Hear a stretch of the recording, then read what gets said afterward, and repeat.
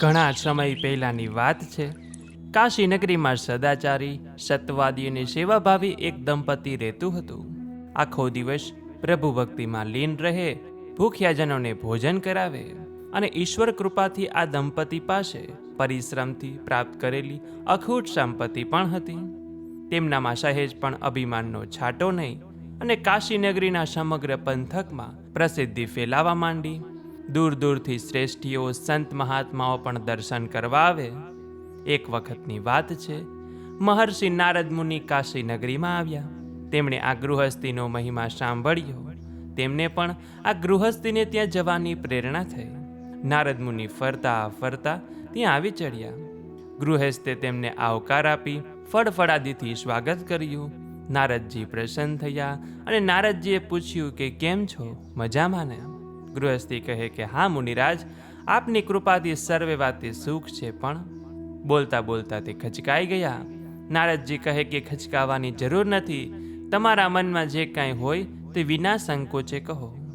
હે મુનિરાજ, બીજી કોઈ ઈચ્છા નથી, પણ અમને એક સંતાનની ખોટ છે, જે મારા આ સદાવ્રતને સંભાળે. આમ કહી ગૃહસ્થે મુનિને પ્રણામ કર્યા. નારદજી કહે કે અહીંથી તમે દક્ષિણ દિશામાં જાઓ. ત્યાં એક અપૂજ્ય શિવલિંગ છે. ઘણા વર્ષોથી તેની કોઈ પૂજા કરતું નથી. ત્યાં જઈને તમે શંકર પાર્વતીની શ્રદ્ધાપૂર્વક સેવા પૂજા કરો તો સદાશિવ ભોળાનાથ તમારા ઉપર પ્રસન્ન થશે, તમારી મનોકામના પૂર્ણ થશે. અને આમ આશીર્વાદ આપી નારદજી ચાલ્યા ગયા. બીજા દિવસે નારદ મુનિની સલાહ પ્રમાણે પતિ પત્ની દક્ષિણ દિશા તરફ ચાલી નીકળ્યા.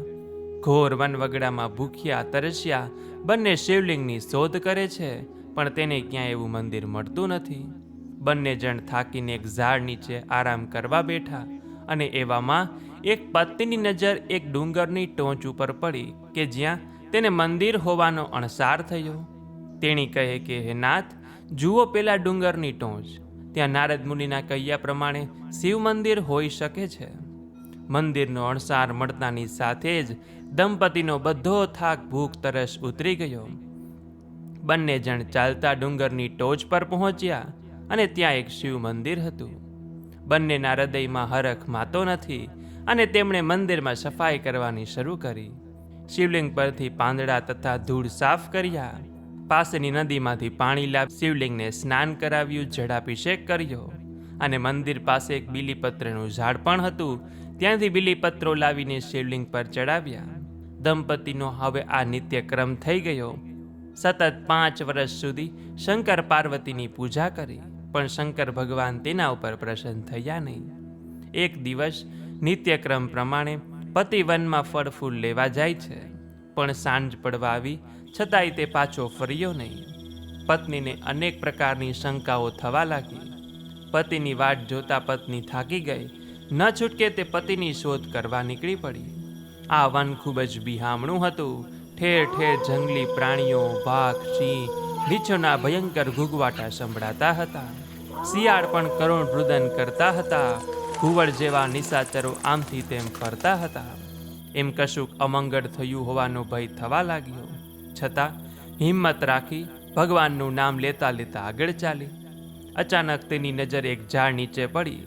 જોયું તો તેનો પતિ બેભાન દશામાં પડ્યો હતો. તેના પગના અંગૂઠામાંથી લોહી નીકળતું હતું. તેણે જોયું તો પતિની પડખામાં એક કાળો નાગ ફૂફાડા મારતો જતો હતો.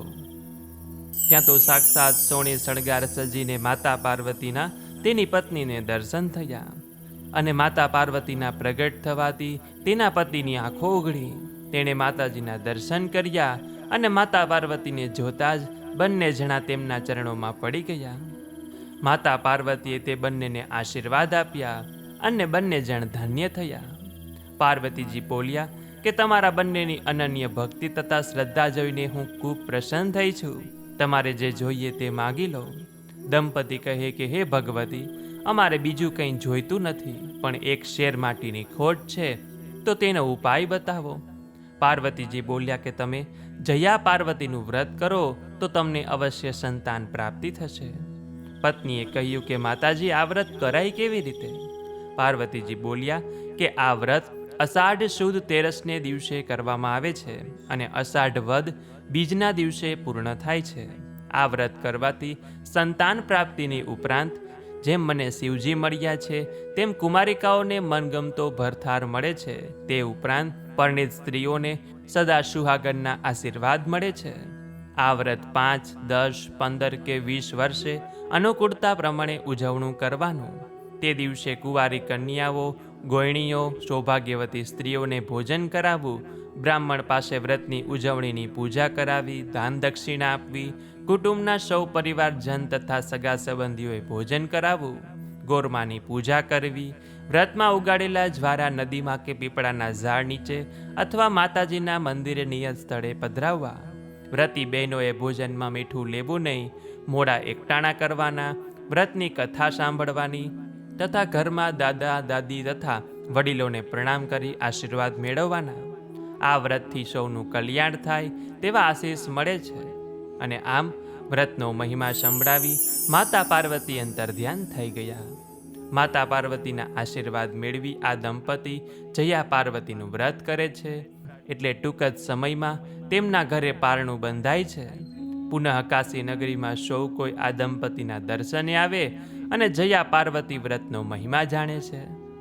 કાશી નગરીમાં પણ કુમારિકાઓ વ્રત લે છે અને જયા પાર્વતીનું વ્રત જેવી રીતે આ દંપતીને ફળ્યું તેવી રીતે સૌને પણ ફળે છે. આ વ્રતની કથા સંભળાવનાર તથા સાંભળનારને પણ વ્રત કર્યાનું ફળ મળે છે. શ્રદ્ધાથી કરેલું વ્રત કે કોઈ સેવા કાર્ય વ્યર્થ થતું નથી, તેમનું ફળ અવશ્ય મળે છે. હે શંકર ભગવાન, હે પાર્વતી માતા, જેવી રીતે આપ તે દંપતીને ફળ્યા, તે પત્નીના પતિને લાંબુ જીવન મળ્યું, તેને સંતાનના આશીર્વાદ મળ્યા, તેવી જ રીતે જે કોઈ કથા સાંભળે છે, વાંચે છે તથા વિડીયો જુએ છે, સાંભળે છે, તે દરેકને આ વ્રતનું ફળ મળે, આપના આશીર્વાદ મળે, એવી જ અમે આપને પ્રાર્થના કરીએ છીએ. તો બોલે શંકર ભગવાન કી જય, પાર્વતી માત કી જય.